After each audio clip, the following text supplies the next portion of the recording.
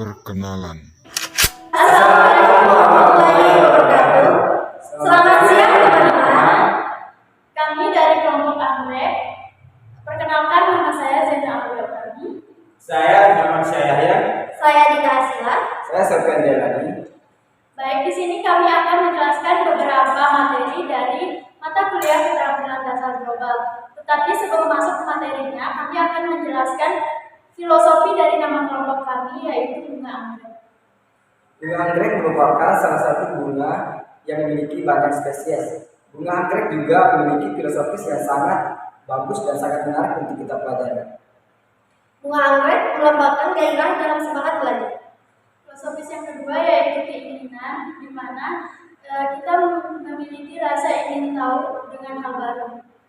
Filosofi yang ketiga yaitu keberanian yang mempunyai arti berani dalam mengambil keputusan. Presentasi dan public speaking. Assalamualaikum warahmatullahi wabarakatuh. Di sini saya akan menjelaskan apa itu presentasi dan public speaking. Yang pertama, saya akan menjelaskan apa itu public speaking. Public speaking didefinisikan sebagai keterampilan berbicara di depan umum. Sementara itu, presentasi adalah memaparkan keadaan atau gagasan di depan para audiens tertentu sebagai bagian atau sub dari public speaking. Tetapi di sini presentasi bersifat lebih khusus. Ada beberapa alasan kenapa kita harus menguasai public speaking. Yang pertama, banyak orang yang sukses berawal dari good speaker. Kedua, tuntutan zaman dan teknologi. Ketiga, tuntutan profesi. Dan yang terakhir, persaingan. Yang menjadi pertanyaan besarnya, bagaimana cara kita menjadi pembicara yang baik? Ada mitosnya, kemampuan berbicara di depan umum muncul karena bakat. Akan tetapi, faktanya, kemampuan berbicara di depan umum berkembang karena adanya latihan dan praktek. Berusaha berdasarkan hobi. Yaitu berusaha berdasarkan hobi.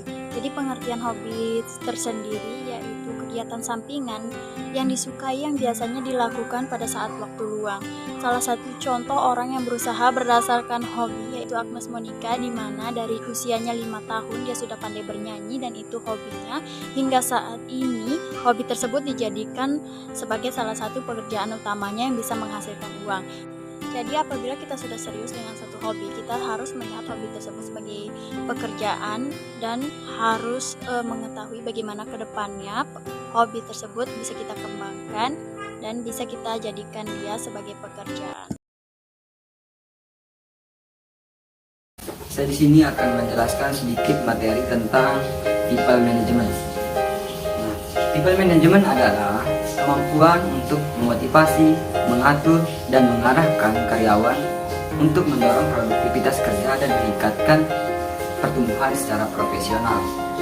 Bagi seorang pemimpin atau seorang manajer, skill ini wajib dikuasai dengan baik, karena bila ia tidak mampu mendorong atau meningkatkan produktivitas kerja dari para karyawannya, maka yang terjadi adalah karyawannya tidak akan bersemangat dan merasa bosan dalam menyelesaikan pekerjaannya. Nah, disinilah peran penting skill people management. Dengan menguasai skill ini, maka seorang manajer atau pemimpin dapat membuat karyawannya merasa betah bekerja bersamanya.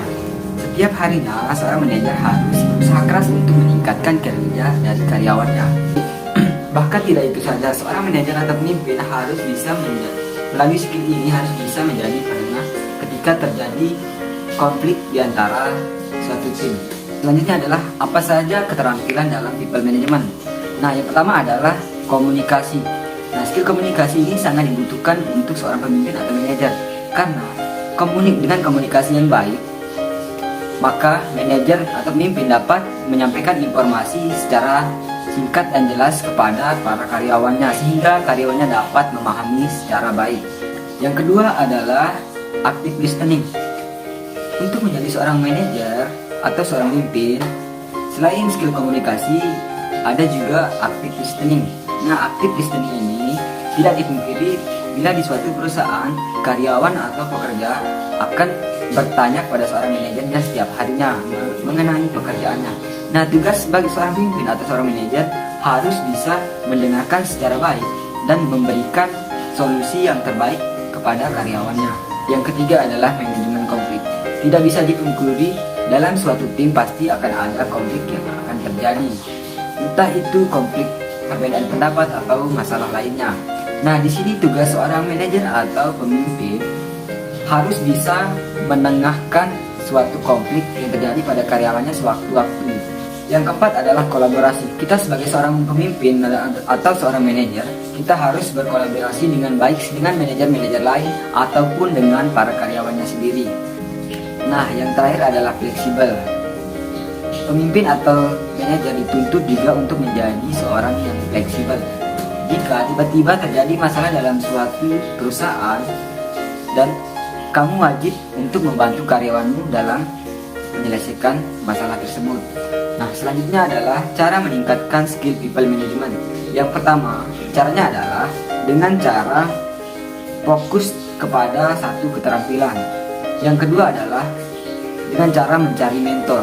Dan yang terakhir adalah dengan cara mencari masukan atau meminta masukan kepada manajer-manajer lainnya. Critical thinking. Critical thinking adalah cara berpikir manusia untuk merespons seseorang dengan menganalisis fakta dan membentuk suatu penilaian. Manfaat berpikir kritis yang utama adalah memudahkan seseorang untuk mengobservasi suatu masalah yang ada. Pada dasarnya, seseorang yang memiliki critical thinking yang tinggi selalu berpikir rasional dan logis, serta memiliki alasan yang jelas. Semua itu tidak bisa jika tidak ada observasi. Keuntungannya, kita akan mudah menganalisis hal yang buruk dengan adanya observasi yang matang. Creative thinking.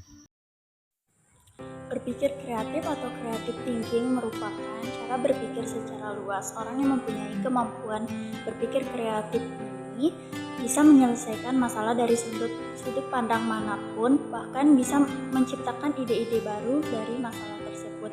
Ada 5 kemampuan dasar orang yang berpikir kreatif. Yang pertama, kemampuan analisa. Yang kedua, kemampuan open-minded atau berpikir terbuka. Yang ketiga, kemampuan problem solving atau memecahkan masalah. Yang keempat, kemampuan berorganisasi. Yang kelima, kemampuan berkomunikasi.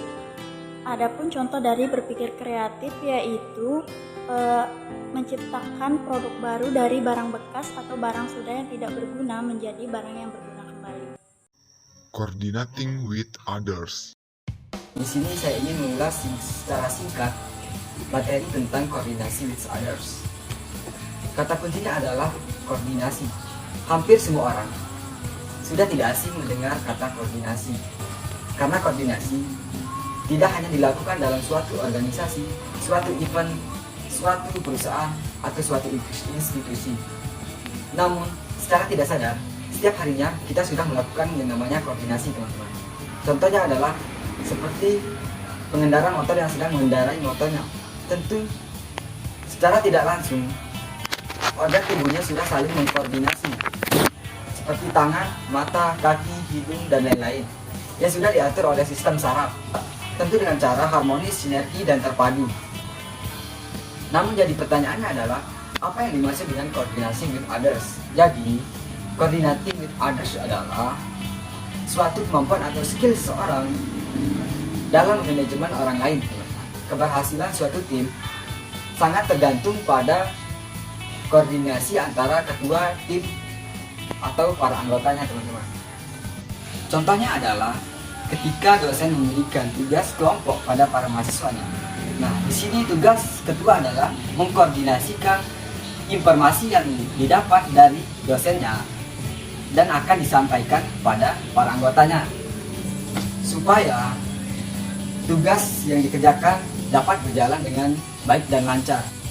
Mungkin hanya itu yang dapat saya sampaikan mengenai materi coordinating with others. Information source accuracy.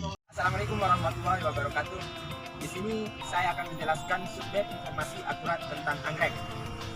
Anggrek atau lebih dikenal dengan nama latinnya yaitu Orchidaceae merupakan satu suku tumbuhan berbunga yang memiliki keanekaragaman jenis yang cukup banyak.